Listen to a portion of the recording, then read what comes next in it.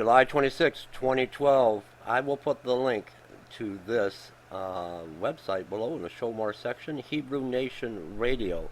What I'm about to play for you is part one of a two-part series with some very important information that needs to get out. I repeat, it needs to get out to all of you, the viewer.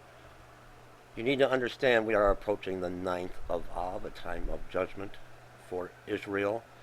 This is going to explain in great detail about the 9th of Av and about the symbolism, the Illuminati tie-in with the Olympic Games, what took place with the shooting at the movie theater, more Illuminati symbolism, and how just prior to the screening of Dark Knight Rising, Lil Wayne, a rap artist, comes out with a video where his audience in the theater are 12 skeletons. A lot of things you need to understand as we're approaching the 9th of Av and the Olympic Games. And numerology, symbolism, something going on with our sun, the recent outbreak of zombie-type apocalypse attacks. Everything is tied in.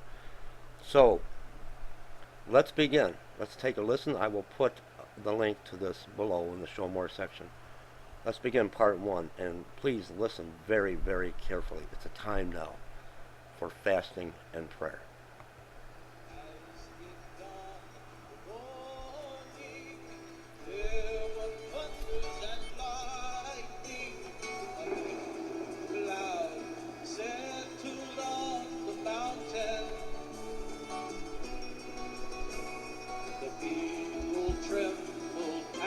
They heard the voice of Elohim's own words, the sound of the ram's horn blasting. You shall be a king, a priest. You shall be a holy nation.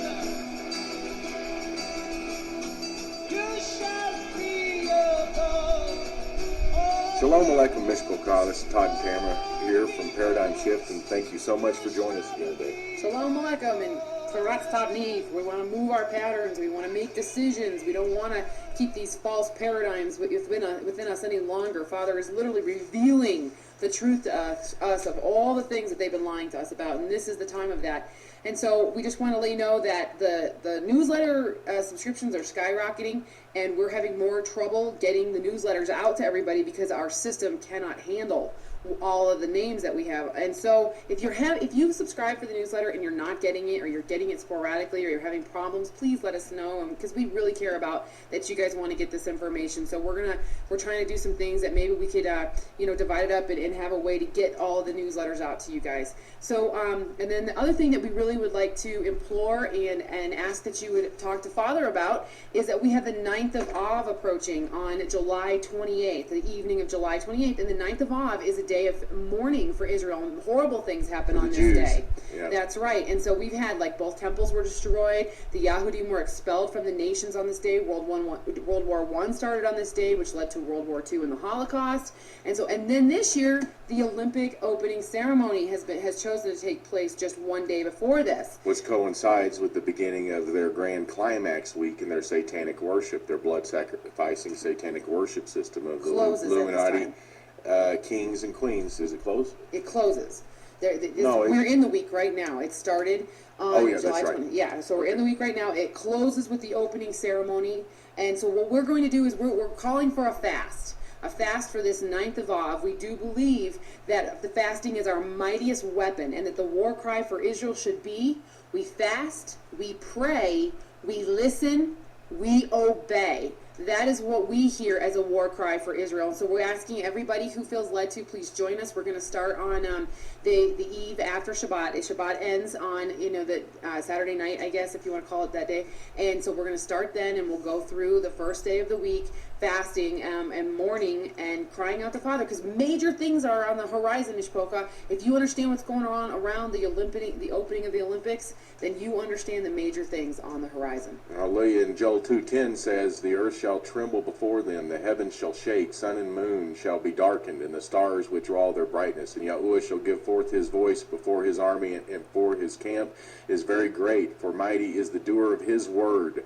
For the day of Yahuwah is great and very awesome, and who does bear it? Yet even now, declares Yahuwah, turn to me with all your heart, and with fasting, and with weeping, and with mourning, and tear your heart, and not your garments, and turn back to Yahuwah your Elohim, for he shows favor, and is compassionate, patient, and of great kindness, and he shall relent concerning the evil."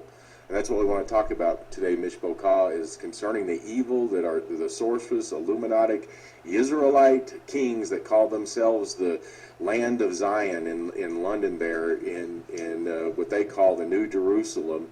And we're at the site, the location of the Olympics that they've set up there. It sits on a little island there, and it has 7 gates that lead to it. And there's many other aspects as far as the archaeology goes. And one of them is...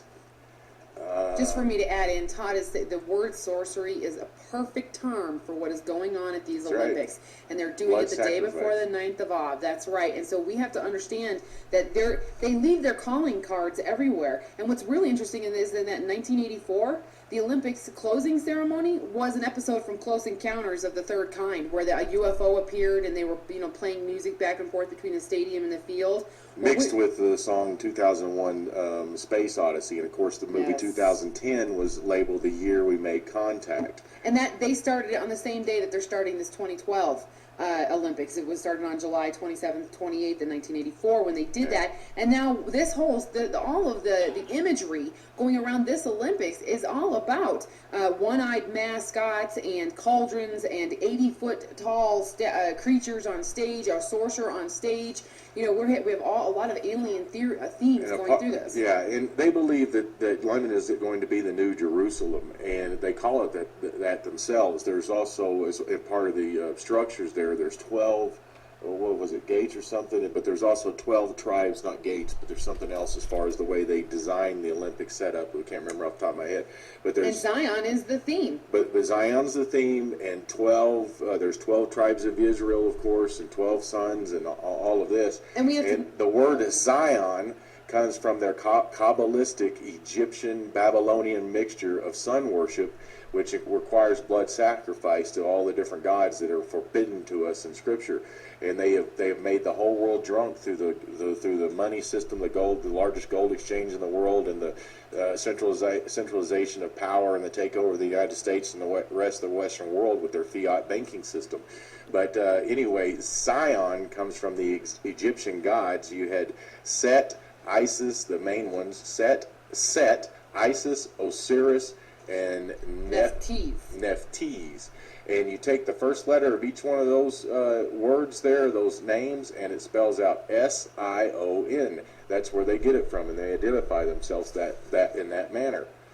And we have the whole thing with the bearing of the torch. That's an Olympic theme, supposedly. Well, who's bearing the torch? Prometheus, the god who supposedly stole fire from the rest of the gods and gave it to humans in a self-sacrificing manner. And that has been a theme since, didn't you say 1936 is when Hitler instated that, and the torch was lit via mirrors using the sun. Yeah, Hitler insisted on it, and he insisted on it from an old pagan worship site of what was the religion that they ripped people apart and stuff? The Diana cult. Okay. On that spot, and they also Hitler had a stone erected there as well for those Olympic Games, and that's where the modern tradition comes from, of this carrying this torch. And the torch bearer is Prometheus, and that's what he represents. It's just like the movie they just put out. This is the gift of Prometheus, the god who brought fire to humankind in a self-sacrificing manner. We read to you last time that the occultist Alice Bailey, she lived in the 1800s when they were forming their Illuminati religion in Europe, or actually they already formed it, and they established it in the United States in 1776 and setting the cornerstone in the Declaration of Independence. So anyway, the Alice Bailey's book, Externalization of Hierarchy, is quoted as saying, it is a time when the satanic plan for humankind would not be the property of a few initiates, but would be promoted openly. And that's what they're doing for us today. And go back to this Olympics. They've got this 80-foot statue that they have a part of the Olympic structures there is across from a giant, Cauldron? what's this thing here? Oh. Obelisk, Oh, yes. AKA a penis in their satanic worshiping of the sexual Phallic occult, a phallic symbol. Across from the phallic symbol is an 80-foot statue of a wizard, which could be likened to Orion or Osiris. Oh, it says wizard points his wand to Orion. Okay, Osiris to point. that Which is point. interesting. Okay, and so, and the other thing that's really interesting around what's going on during all of this is what's happening in the heavens. Because at the opening of the Olympics, we have the Aquarid meteor shower going on. And at the closing of the Olympics, we have the Perseids meteor shower going on. So we have a bookends of meteor showers during this this period of time that they're literally sorcerizing the earth with these. Yeah. And it's the grand climax in the solar realm And the also. sun, the grand climax of the sun, they say that the sun is on an 11-year solar cycle to where we'll have, more CMEs, more solar explosions, more sunspots every 11 years, and they call that day the grand climax. And it just so happens to be they are sun worshipers, and during their grand climax ceremony week, this is basically right about the beginning of when they are expecting the sun to explode big time anytime from now in the next few months, going into 2013 as well. Which we've been watching the crazy stuff the sun has been doing just in the past couple of weeks since July 4th. I mean, there has been over a dozen solar flares that have been released from the sun since July 4th. And then we also have two asteroids that have gone past the Earth. Last weekend, there was one that was about the size of a city block that flew past the Earth. It was called Asteroid 2012 AM31, and it came within, pretty close to the planet. And then another asteroid named 2012 OQ is expected to zip by. I think that was tonight on July 25th. It's going to be 5 times closer than last weekend's asteroid, and it's smaller. It's about the size of 4 Olympic-sized swimming pools. You need a telescope for it, but the interesting thing is that it's rare that 2 pass by in a week. That's what's not as common. And so really the heavens are just, firing off too. Yeah, we got to keep our heads looking up, and for this weekend, the 28th and 29th, be looking up so you can, and spend some time out in the evening so you can see this meteor shower that's going to be happening this weekend. And there's something we're going to be looking up we haven't had time, which is also the naming of those meteor showers, what they mean and where they come from, what constellation they are coming from. Father tells us that day and night that his heavens tell us knowledge. And it's only through our own ignorance, because we don't know the Torah to be able to understand the knowledge that's coming from the heaven. We've relied on these solar, sun, star worshiping, creation worshiping, who believe that they are the creators now and teaching all mankind this, and going to replace our DNA with this genetically modified goo stuff like in the movie Prometheus, so we become gods. But anyway, they worshiped all these things, and they've told us for centuries what the meanings of these are, while they dumbed us down so we are afraid even to look up anymore as Christians or Jews, or mainly Christians and Jews. So in keeping with the theme of what's about to happen in the Olympics, we have a song, and it's called London Calling. And what's really interesting is that this has been used as an advertisement for an airplane company, which ends on the advertisement saying, "Don't fly." British Airways, and they, Yes. they're trying to get people to come to the Olympics and use British Airways, but yet this song is all about destruction, war, battle coming on, and The sun coming closer to the earth, engines stopping, a nuclear age, calling creatures out of the abyss. Yeah, So we're going to play that for zombies. you and listen to the words. It's not the song. We're not going to play the song. We're going to play a man, Rick Wiles, reading the words of the song so that you can hear what they have just used for a theme, which matches the Olympics exactly. It's not exactly something you would use if you wanted to encourage people to fly on your airline. Very weird. So, without further ado, here we go, Mishpoka. Let me find the play button here. We're going to end part 1 right here, and stay tuned. You don't want to miss part 2 and the conclusion. God bless everyone. Leave me comments.